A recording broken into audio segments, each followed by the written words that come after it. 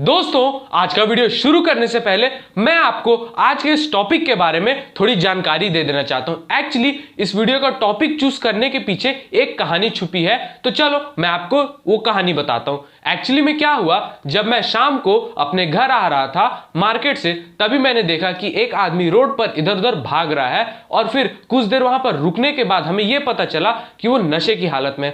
तभी मेरे दिमाग में ये सवाल आया कि एक्चुअली में हम जब अल्कोहल लेते हैं तो हमारे बॉडी में ऐसा क्या होता है या दिमाग में ऐसा क्या होता है कि हम कुछ भी सोचने के काबिल नहीं रहते। और मैंने ये भी सोचा कि यही सवाल मेरे व्यूअर्स के दिमाग में भी आया होगा, तो चलो जल्दी से इस पे एक वीडियो ले आते हैं। तो चलो आगे इस वीडियो में जानते हैं कि आखिर अल्कोहल हमारी बॉडी में जाने के बाद कैसे काम करता है।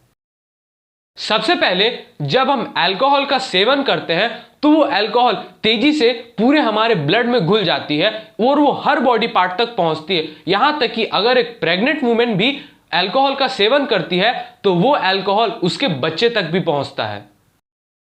देखो, सबसे पहले क्या होता है, जैसे अल्कोहल हमारे पेट में जाता है तो वहीं पे 10% अल्कोहल एब्जॉर्ब कर लिया जाता है। उसके बाद वहां से जो बचा कुछ अल्कोहल रहता है स्मॉल इंटेस्टाइन में जाता है। उसके बाद वो पूरा अल्कोहल स्मॉल इंटेस्टाइन से पूरे ब्लड्स में एब्जॉर्ब कर लिया जाता है। और आपको मैं ये बता दूं कि जो हमारा लिवर होता है उसकी कैपेसिटी होती है 15 मिलीग्राम पर घंटा मेटाबोलाइज करने की, यानी जो अल्कोहल है वो 1 घंटे में 15 मिलीग्राम ही एनर्जी में कन्वर्ट कर पाएगा। और अगर आपने उससे ज्यादा सेवन किया तो फिर आपकी बॉडी आपको नशे के संकेत देने लगेगी।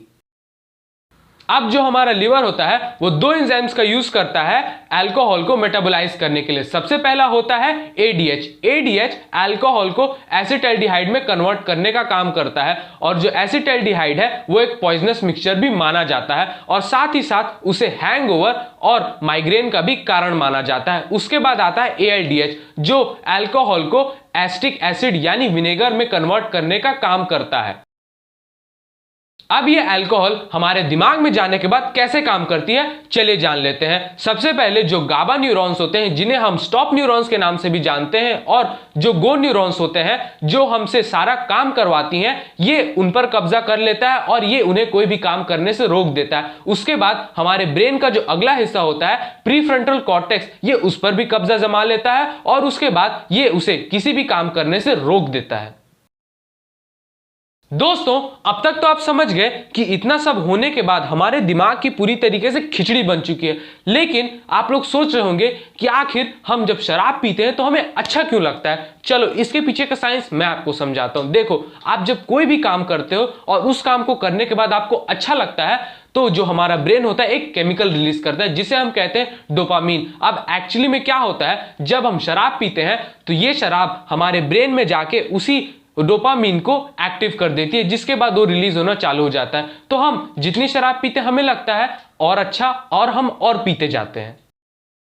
लेकिन जब हम ज्यादा शराब पी लेते हैं तो उसके साथ कई सारी प्रॉब्लम्स भी उठनी शुरू हो जाती हैं, जैसे सांस लेने की गति में धीमे होना, और उसके बाद हमारे बॉडी का टेम्परेचर भी बढ़ना, और चलते चलते लड़खड़ाना या अच्छे से दिखाई ना देना, और दिमाग का काम करना तो एकदम से बंद ही हो जाता है। दोस्तों, आज के इस वीडियो में हमें बस इतना ही ज्ञान देना था, लेकिन मैं आपको बता दूं कि ये जो वीडियो है सिर्फ और सिर्फ एक एजुकेशनल पर्पस के लिए है और हम किसी भी नशीले पदार्थ को प्रमोट नहीं करते हैं। तो अब अगर आपको ये वीडियो पसंद आया होगा तो इस वीडियो को लाइक कर दीजिए, और अगर आपने हमारे चैनल को अभी तक सब्सक्राइब नहीं किया है और आप हमसे ऐसी और इंटरेस्टिंग वीडियोस चाहते हैं तो हमारे चैनल को सब्सक्राइब भी कर दीजिए। मिलते हैं अगली वीडियो में एक नए जोश के साथ, तब तक के लिए बाय बाय।